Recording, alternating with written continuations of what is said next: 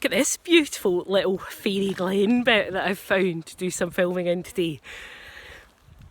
I wanted to talk to you today about what do you do when somebody's horrible to you. I talked earlier in the year about social media and how to make the best of it. But I know that what a lot of people fear is somebody being really horrible to them. And don't get me wrong, it's not a nice thing to happen. It's happened to me before where somebody was just really, really awful to me for no reason that I could think of. Anyway, it was a very unpleasant thing to be on the receiving end of, and I know how much it can hurt. So what do you do about it? Well, there's a couple of things. Maybe it's a learning experience. Maybe the person has expressed themselves pretty nastily, but they're talking about something that you think might be true about you. It's something that you would want to change. And so maybe you take that as a learning point and you find people to learn from who are probably kinder than the person who was horrible to you. I'm not suggesting you try and learn from that person. They've already been quite unpleasant. But you could find somebody who has got the skills or knowledge or attribute that you would like to have and learn from them. So there's that.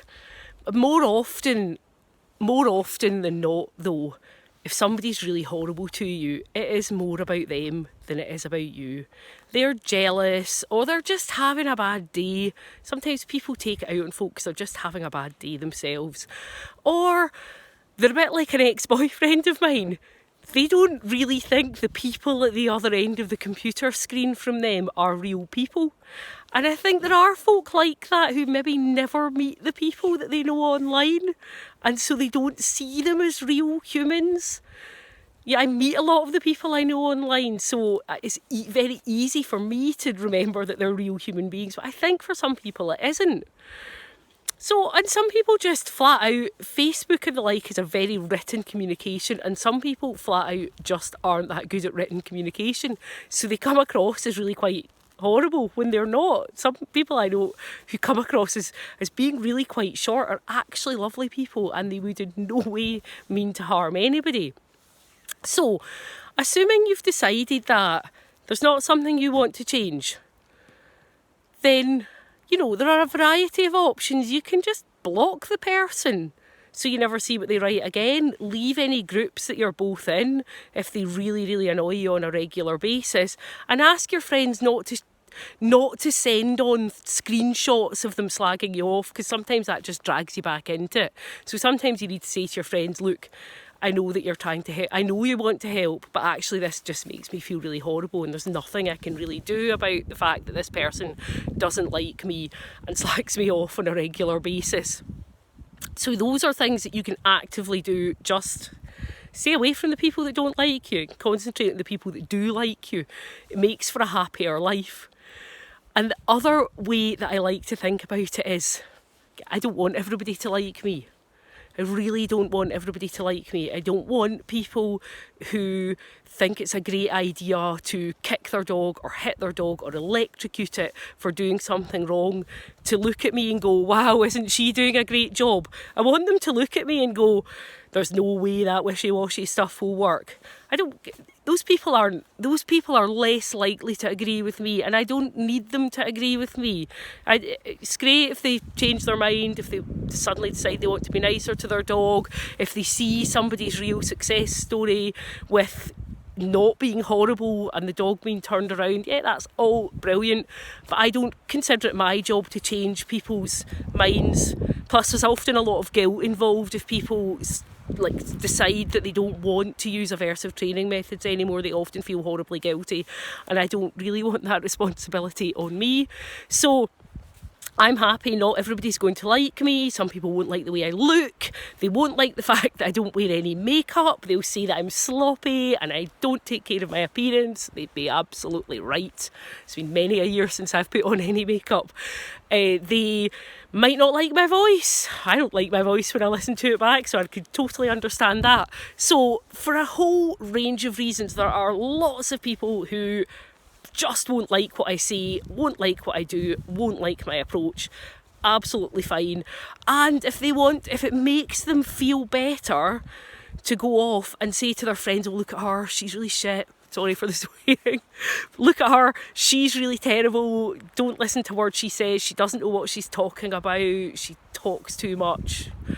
Then that's all fine. That's up to them. That doesn't need to have an impact on me, and it doesn't need to make me feel as though I have to shy away. There are plenty of the people in the world who do like me and do like to hear what I've got to say. And, I've got the advantage of a Scottish accent, and most people love a Scottish accent. So, I probably don't have the people hate the way you talk thing as often as some folk do, because people really seem to like a Scottish accent for some reason. That's why we've got so many call centres in Scotland, because folk like our accents. So those are the things that I would do. Try not to let it worry you. Don't imagine for 1 second that everybody should like you. That's not a desirable situation. You'd be a really bland person if everybody in the world liked you. People are not going to like you. That's fine. And what you can do about them is distance yourself from them and concentrate on surrounding yourself with people who do like you and build you up and help you feel better and more competent. There's plenty of people that you can learn from if you want to learn new skills, who are not going to take the view that they have to tear you down in order to build you up again. That's an attitude I really, really heartily disapprove of. I don't ever want to tear people down and then build them back up again. I'd rather they stayed up the entire time that they were involved with me trying to teach them things. So, just a few thoughts on what to do when people don't like you. And by all means, moan to your friends about it. It's a sucky thing to happen. To have somebody really slag you off is a horrible, horrible thing to be on the receiving end of. So by all means also, really, really, really talk to your friends about it. It feels awful. So do talk to people about it, but just try not to let it affect you going forward. So I know so many people who have really shy away from sharing what they do and what they know on social media because they've had a bad experience or more than one bad experience. And I hate that, because often they are really, really good people that I want to see and hear more from, and that I think the dog training community and dog owners in general should really hear more from. So just a few thoughts. And if you are one of the people who's been put off, I hope that you can recover from the trauma that you suffered and get back to sharing your skills and knowledge online. Thanks for watching. Bye for now.